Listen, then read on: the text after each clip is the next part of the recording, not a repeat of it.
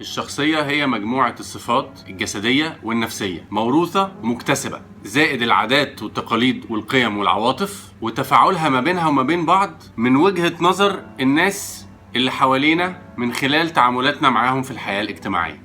كل واحد فينا بيتولد عنده مجموعة طباع شخصية فريدة، لكن الشخصية بتتدهور أو بتتطور من خلال تعاملاتنا وتربيتنا مع تقدم الإنسان في السن والخبرة ومع معاشرة الناس المختلفة اللي حوالينا. سؤال بيحير كتير مننا: أنا إزاي ممكن أبقى شخصية قوية؟ مبدئياً لازم نفهم مكونات الشخصية القوية، ومن أهمها هي قدرتنا على التحكم في غرائزنا والتحكم في مقاومة كل الإغراءات اللي موجودة حوالينا طول الوقت. مش بس كده، قوة الشخصية بتنبع من قدرتنا على التحرر من التحيزات العقلية، زائد قدرتنا على التسامح والحب واحترام الآخرين. افهموا أهمية قوة الشخصية وتأثيرها على حياتنا أولاً وحياة كل الناس المحيطة بينا، لأن قوة الشخصية هي اللي بتسمح لنا إن يبقى عندنا حرية في اختيار إرادتنا، وتساعدنا إننا نتعايش مع النكسات اللي ممكن تقابلنا في حياتنا، ومن خلالها نقدر نحقق أهدافنا في النهاية. الشخصية القوية بتسمح لنا إننا نستعلم عن أسباب أي مشكلة بتواجهنا بدل من الشك واللوم زي ما ناس كتيرة بيعملوا.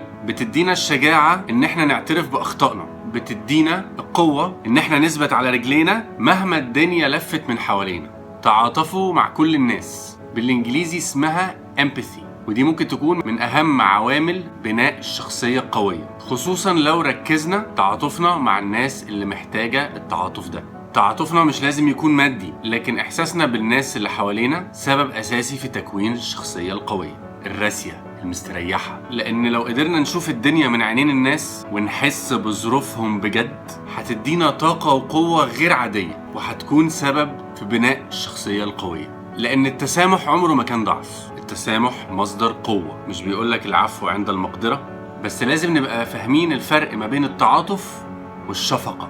دوروا على الحقيقة، يعني حكموا المنطق مش العاطفة. الشخصية القوية هتدرس وتحلل كل حاجة بالعقل، ومش هيكون عندها تحيزات من القلب، فبيحلوا كل مشاكلهم باستخدام الأدلة والإثباتات المنطقية والواقعية السليمة، بدل ما نغرق نفسنا في التفاهات والفوضى. ما تكونوش لا متشائمين ولا متفائلين، لكن كونوا قياديين. المتشائم بيشتكي ان الجو ممكن يبقى وحش بكرة، والمتفائل بيتخيل ان العاصفة مش جاية. اما القيادي بيعد العدة اللي هتحمينا لو العاصفة جت. احموا نفسكم من النزوات الغير منطقية. في الفلسفة اليونانية أرسطو اعتبر ان الانسان عنده 7 مشاعر: الحب والكره، الرغبة والخوف، السعادة والحزن، والغضب، لأن الغضب بيضغي على أي عاطفة تانية. اعتقد أرسطو إن بالرغم من لذة بعض المشاعر دي، إنك تقع عبد ليها مش هيجي من وراه غير وجع القلب. فمهم جدا إن احنا نعود نفسنا على عادات صحية، يعني ما ناكلش زيادة عن اللزوم، وما نخافش زيادة عن اللزوم، وما نغضبش زيادة عن اللزوم، وما نعوزش حاجة زيادة عن اللزوم، وما نحزنش زيادة عن اللزوم، وما نفرحش زيادة عن اللزوم، وما نكرهش أصلا.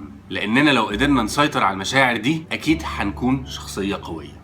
ارضوا بنصيبكم، يعني انبسط بالحاجات اللي عندك حتى لو ما كانش عندك حاجة غير الصحة، لأن كل واحد فينا عنده مميزات ونعم مش عند غيره، فلازم نتعلم ننبسط بيها. لأن فكرة سعادتي موجودة في حتة تانية دي، أو فكرة the grass is always greener دي، مش هتجيب لكم غير التعاسة وعدم الرضا طول عمركم. صعب جدا شخصيتكم تبقى قوية لو انتوا تعسى وغير راضيين عن عيشتكم. اسمعوا لنفسكم، لأن كل إنسان غصب عننا بيبقى مدي أولوية لنفسه في الدنيا دي، حتى لو هو مش مستوعب، والكلام ده في عقله الباطن، وكتير بيبقوا عارفين هم بيعملوا ايه. وبالتالي ما تفرضوش ارادتكم على حد، ولا تسمحوا لحد يفرض ارادته عليكم. فخليكوا واعيين وافهموا ان كل الناس مش زي بعضيها، واللي ينفعك مش شرط ينفع غيرك، وعمرنا ما هنعرف نرضي كل الناس مهما حصل. فاختاروا طريقكم وامسكوا فيه، ونفضوا بقى لكل الكلام اللي بتسمعوه ده، انه لا مش هينفع، انت مش هتقدر، ده مش مناسب، لا مش هتعرف، كل الشخ ده. وتحكموا في نفسكم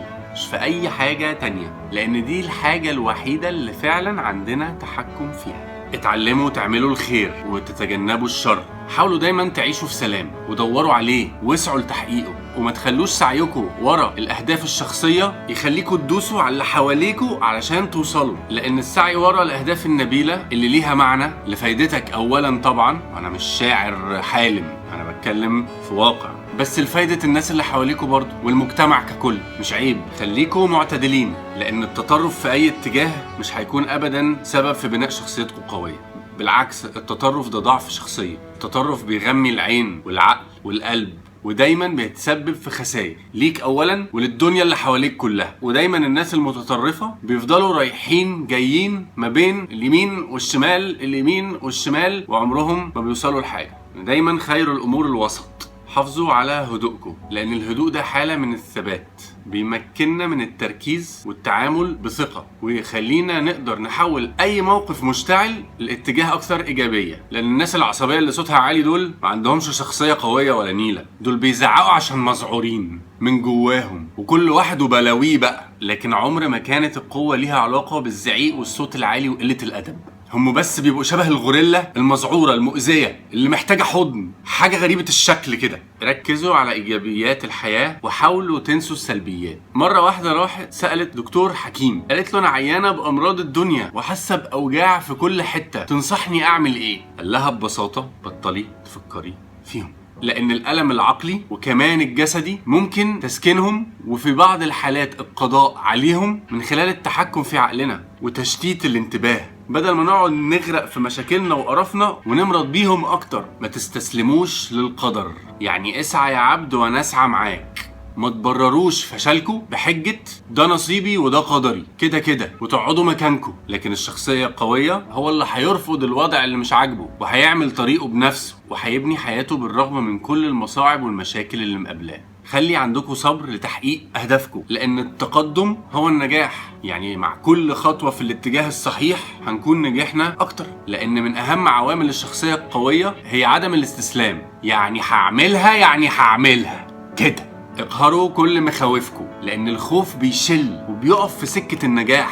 لو قهرتوا مخاوفكم أكيد هيكون عندكم الشخصية القوية اللي هتفكر وتحلل وتنفذ. دايما خليكوا صادقين، لانك لو كذاب هتكذب على نفسك قبل اي حد تاني، وهتصدق كذبتك، وده في حد ذاته قصور رهيب وضعف في شخصيتك. في الاخر تفوقوا في كل مكان تروحوه، واعملوا اقصى جهد ليكوا، واشتغلوا بضمير، وخليكوا قدوة، وتجنبوا الكسل لان هيكون من اكبر اعدائكم. في نفس الوقت لازم تقدروا وقت فراغكم وتستغلوه بايجابية، في انكم تخرجوا وتلعبوا وترقصوا وتنبسطوا، لان ده هيجدد نشاطكم ويلهمكم انكم ترجعوا لافعالكم الايجابيه. وربنا يوفقنا كلنا.